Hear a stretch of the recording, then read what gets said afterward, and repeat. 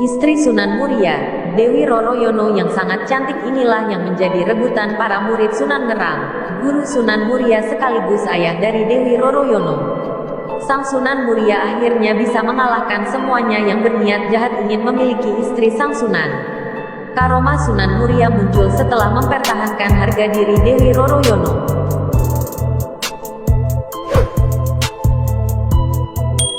Sunan Ngerang suatu hari mengadakan syukuran atas usia Dewi Roroyono yang menginjak usia 20 tahun.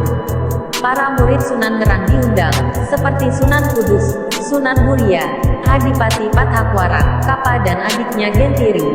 Selain itu tetangga dan sanak saudara yang dari jauh juga diundang. Saat Dewi Roroyono dan adiknya, Dewi Roro Pujiwati, menghidangkan makanan dan minuman, semua terpesona melihat kecantikan keduanya terutama Dewi Roroyono.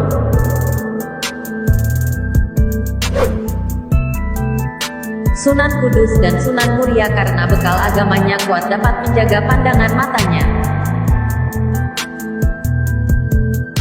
Berbeda dengan Adipati Pathakwara yang dengan penuh nafsu memandang Dewi Roroyono, kemudian dia mengganggu dan memegang bagian tubuh Dewi Roroyono yang tidak pantas disentuh. Namun sang Dewi marah dan kemudian menyiram tubuh Adipati Pathakwara dengan minuman yang dibawanya.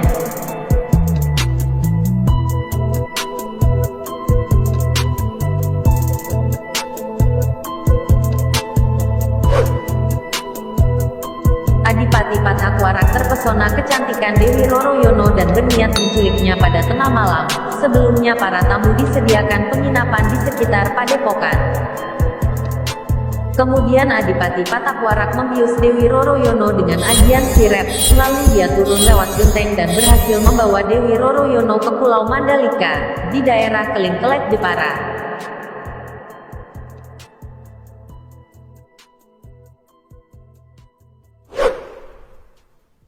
Sunan Ngerang akhirnya tahu kalau anaknya Dewi Roroyono diculik Adipati Pathakwara. Kemudian Sunan Ngerang membuat sayembara, barang siapa bisa membawa pulang Dewi Roroyono jika perempuan akan jadi saudara jika laki-laki akan dijadikan suami. Orang-orang pada takut karena sudah mengetahui jika Adipati Pathakwara sakti dan kejam. Namun akhirnya Sunan Muria menyanggupi sayembara itu.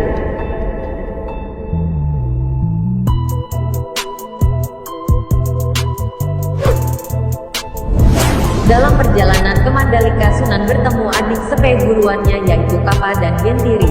Mereka bertanya kenapa Sunan Muria terburu-buru.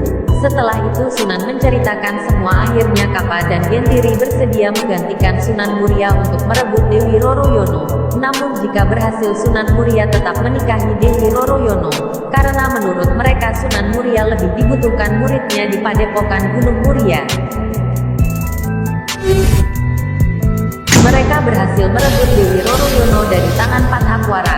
Ternyata Kapa dibantu seorang Wiku Lodang di Pulau Seprapat yang terkenal sakti dan tidak ada tandingannya. Kemudian Dewi Roroyono dikembalikan kepada Sunan Ngerang. Keesokannya, Sunan Muria akan pergi menghadap Sunan Ngerang untuk mengetahui perkembangan usaha Kapa dan Gentiri. Di tengah perjalanan menuju ke kediaman Sunan Ngerang tiba-tiba ketemu Adipati Pathakwara.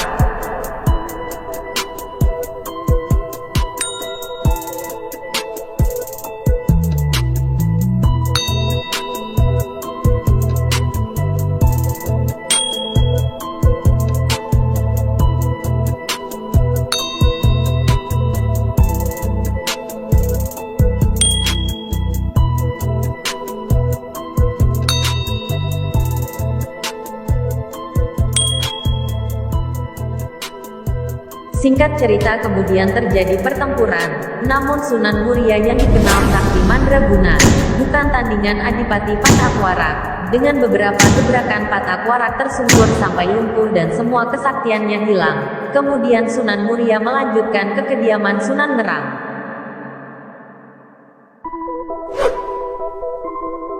Kedatangan Sunan Muria disambut gembira dan akhirnya Sunan dinikahkan dengan Dewi Roroyono, sedangkan Kapa dan Gentiri diberi hadiah tanah di desa Buntar sehingga menjadi kaya raya.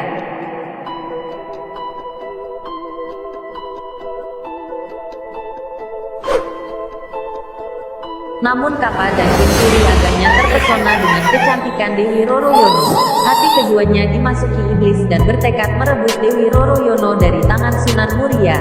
Mereka bertekad akan menjadikan istri mereka berdua secara bergiliran. Gentiri berangkat duluan. Namun niat Gentiri dihadap murid Sunan Muria dan terjadi pertempuran. Kemudian Sunan Muria keluar dan akhirnya Gentiri terbunuh.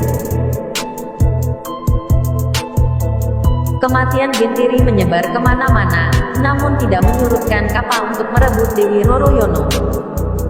Kapa mengatur siasat musuhnya. Pada saat Sunan Muria bepergian ke Demak Bintoro, Kapa melancarkan aksinya pada malam hari dengan membius murid Sunan Muria yang berilmu rendah menggunakan ajian sirep. Akhirnya Kapa berhasil menculik dan membawanya ke Pulau Seprapat. Namun Sunan Muria juga melakukan kunjungan ke Pulau Seprapat untuk mengunjungi Wiku Lodang Datuk sebagai tradisi silaturahmi antar umat beragama seperti yang diajarkan Sunan Kalijaga ayahnya. Ternyata Wiku Lodang juga tidak setuju dengan perbuatan muridnya Kapa. Perdebatan terjadi, sampai akhirnya Sunan Muria datang. Wiku Lodang membebaskan ikatan tali diikuti Sunan Muria.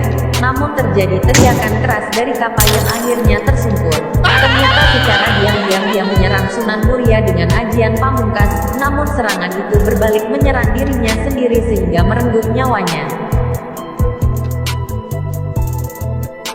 Itulah kesaktian atau karomah beliau Sunan Muria yang dapat membalikkan serangan lawan. Akhirnya dengan langkah gontai Wiku Lodang membawa Kapa untuk dikuburkan sekalipun perbuatannya jahat, namun Kapa adalah muridnya. Sehingga Wiku Lodang menguburkannya dengan layak.